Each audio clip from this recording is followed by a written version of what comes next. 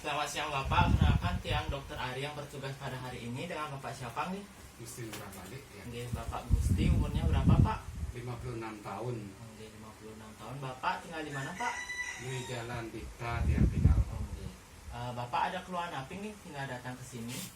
Yang mau check up jantung sarang pacar ronsen niki. Oke. Nggih. Apakah ada keluhan lain Pak? Keluhan lain tenten. Tenang. Nah, Bapak, hari ini saya akan melakukan pemeriksaan jantung ya Bapak, kurang lebih mendengarkan suara jantung paru, memeriksa tekanan vena jugularis, setelah itu deteksi bruit, setelah itu ada pemeriksaan Trendelenburg, dan juga terakhir pembacaan ronsen jantung paru Bapak nggih. Untuk memudahkan saya dalam memeriksa, nanti saya minta Bapak untuk membuka pakaian Bapak nggih. Habis itu silakan Bapak untuk tidur di bed pasien. Setelah itu saya akan menyiapkan alat terlebih dahulu. Apakah Bapak bersedia? Yang bersedia. Baik Bapak, silakan untuk tidur di bed pasien. Saya akan menyiapkan alat terlebih dahulu. Nggih. Baik Bapak, pertama saya akan melakukan pemeriksaan mendengarkan suara jantung dan paru Bapak. Ini untuk bednya sudah saya atur dengan kemiringan 30 derajat nih Bapak. Bapak silakan untuk bernapas biasa, rileks dan tenang nih Bapak. Saya akan mendengarkannya menggunakan stetoskop. Apakah Bapak bersedia? Bersedia. Oke. Saya mulai nih Bapak, permisi Bapak. Saya akan mendengarkan pertama saya akan mendengarkan 4 katup nggih, katup trikuspid, katup mitra, katup pulmonal, dan juga katup aorta. Pertama saya akan melakukan pemeriksaan mendengarkan suara katup mitral, yaitu di ICS 5 di linea midclavicular. Permisi Bapak.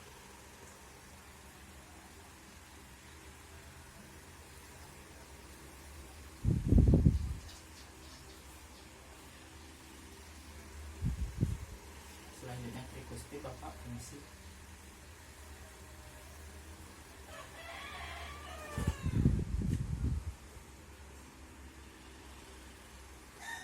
Selanjutnya pulmonal Bapak, permisi.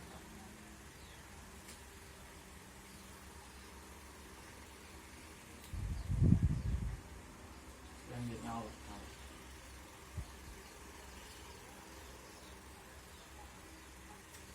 Baik Bapak, sudah selesai. Selanjutnya saya akan melakukan pemeriksaan mendengarkan suara paru nih Bapak. Bapak silakan untuk bernapas dalam gitu Bapak saat saya instruksikan. Silakan Pak.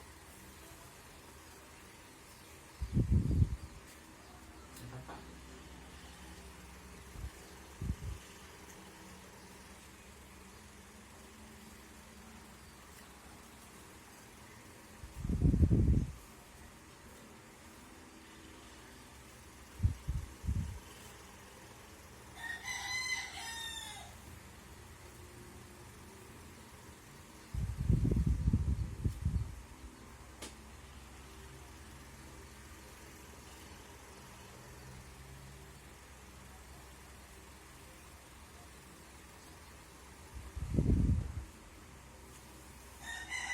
Bapak, pemeriksaan suara jantung dan paru sudah selesai. Kita lanjutkan pada pemeriksaan selanjutnya nih Bapak.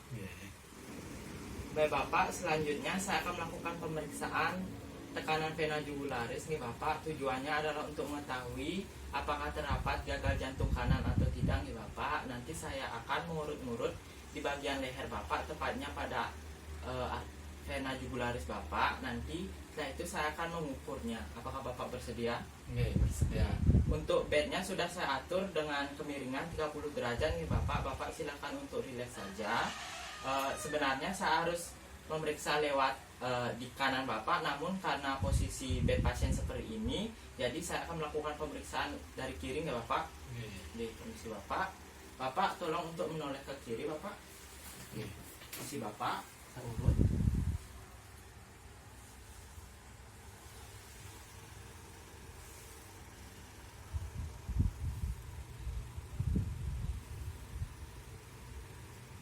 Baik, selanjutnya saya akan mengukur menggunakan penggaris di manubrium sterni. Isi Bapak.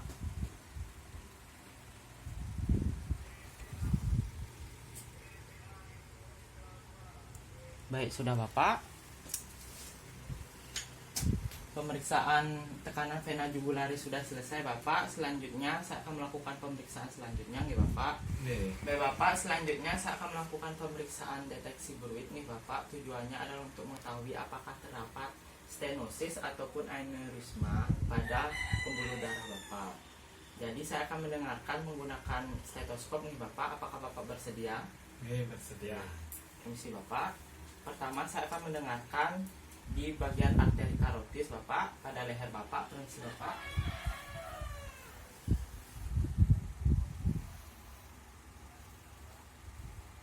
Sudah Bapak bisa menengok ke sini Pak.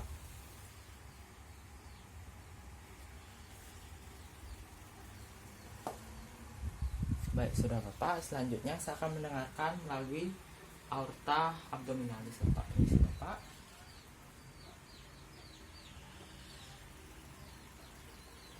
Baik, sudah Bapak. Selanjutnya akan saya dengarkan arteri renalis nih Bapak. Permisi.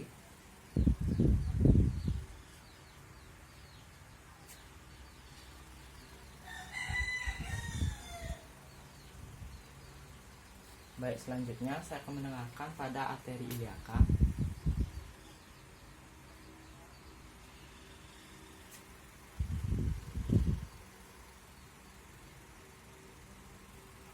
Baik, selanjutnya adalah arteri femoralis Bapak. Permisi Bapak.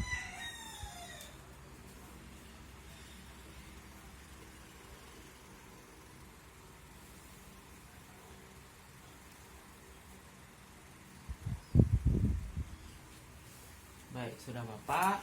Pemeriksaan deteksi bruit sudah selesai. Kita lanjutkan pada pemeriksaan selanjutnya nih Bapak. Baik Bapak, selanjutnya saya akan melakukan pemeriksaan Trendelenburg nih Bapak. Tujuannya adalah untuk mengetahui apakah terdapat katup vena inkompeten pada kaki Bapak. Nanti pada pemeriksaan ini saya akan mengangkat kaki Bapak dan juga mengikatnya menggunakan tourniquet nih Bapak. Tidak terlalu kerat. Jika terasa sakit tolong katakan nih Bapak, nanti saya akan longgarkan sedikit. Nanti saya minta Bapak untuk berdiri selama 20 detik. Setelah itu saya buka dan saya akan periksa kembali selama 15 detik nih Bapak. Apakah Bapak bersedia? Bersedia. Oke Bapak, saya akan mengambil alat terlebih dahulu. Permisi Bapak, saya angkat kakinya.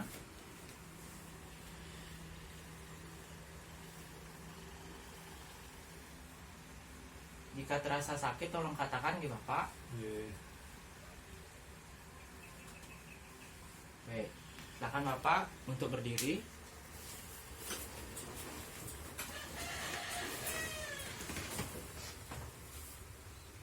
Baik Bapak, silakan untuk berbalik badan Pak.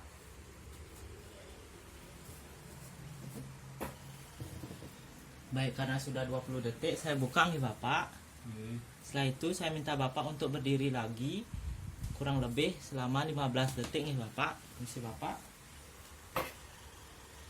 Silakan untuk berbalik Bapak. Baik, sudah Bapak. Pada pemeriksaan ini silakan untuk duduk kembali Bapak. Pada pemeriksaan Trendelenburg ini sudah selesai. Kita lanjutkan pada pemeriksaan selanjutnya nih Bapak. Baik Bapak, selanjutnya saya akan melakukan pemeriksaan pembacaan foto X-ray Bapak. Pertama, untuk foto X-ray saya akan taruh pada light box. Setelah itu kita identifikasi. Di sini ditemukan adanya marka yaitu L, yang artinya bagian kiri di sebelah sini dan kanan sebelah sini. Dan ini merupakan foto anteroposterior. Setelah itu kita lihat di sini ada identitas pasien yaitu Pak Gusti. Jenis kelamin laki-laki, nomor rekam medis 0003241 dan melakukan pemeriksaan pada 29 Juli 2020. Setelah itu kita identifikasi kelayakan foto, di mana kita lihat di sini untuk kondisi sinar X-nya baik, di mana ditemukan adanya hingga vertebra torakal 3 saja. Setelah itu untuk fotonya simetris dan terlihat adanya apex paru dan juga sinus costophrenicus. Setelah itu kita identifikasi bentuk jantung. Di sini bentuk jantung normal seperti buah pir. Setelah itu kita cari cardiac indexnya, di mana kita bagi pada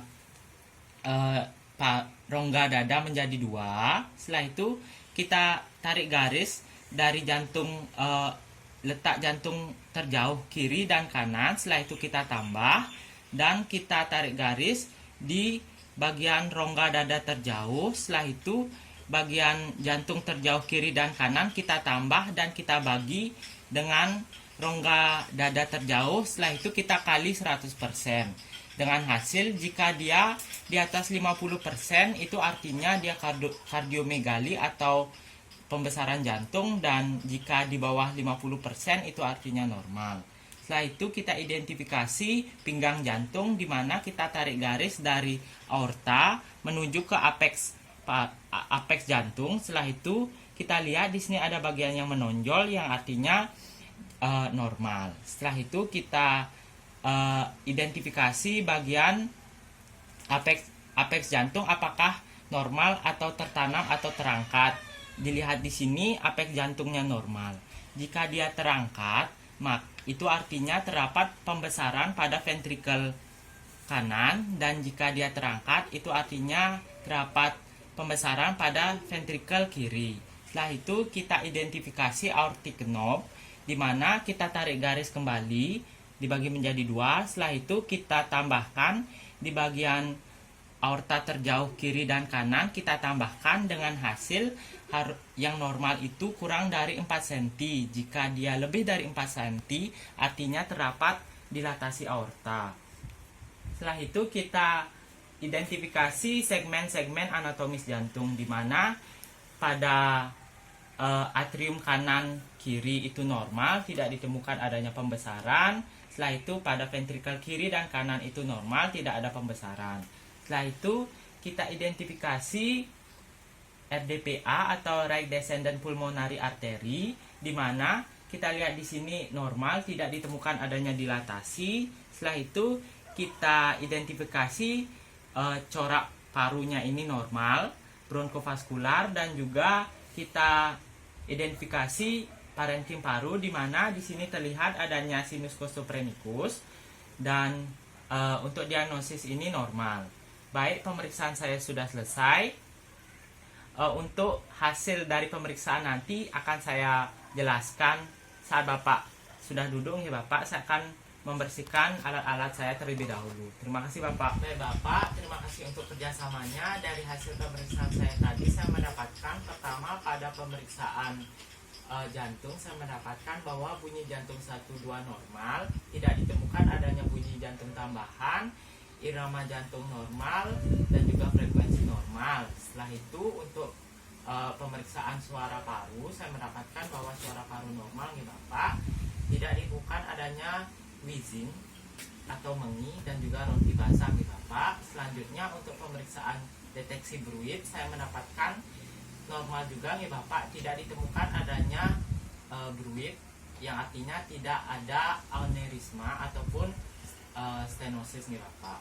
Selanjutnya untuk pemeriksaan Trendelenburg, saya mendapatkan bahwa pada pemeriksaan pertama itu negatif dan pemeriksaan kedua itu negatif juga, yang artinya itu normal nih Bapak, tidak ditemukan adanya incompetence vena superficial profunda ataupun communicating vein. Setelah itu pada pemeriksaan terakhir yaitu pemeriksaan Ronsen, saya mendapatkan bahwa semuanya dalam keadaan normal nih Bapak, tidak ditemukan adanya dilatasi aorta ataupun pembesaran jantung.